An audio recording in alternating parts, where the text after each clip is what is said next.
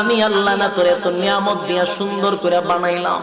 এই আসমান বানাইয়া কোরআনের কোথাও বলি নাই আসমান সুন্দর করে বানাইছি, জমিন বানাইয়া কোথাও বলি নাই জমিন সুন্দর করে বানাইছি, গোটা সৃষ্টি জগৎ বানাইয়া কোথাও বলি নাই সুন্দর করে বানাইছি।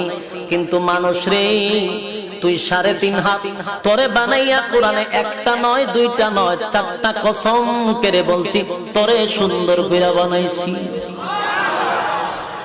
দুইটা না 4টা কসম করে আল্লাহ বলছে মানুষ তোরে সুন্দর করে আমি আল্লাহ বানাইছি।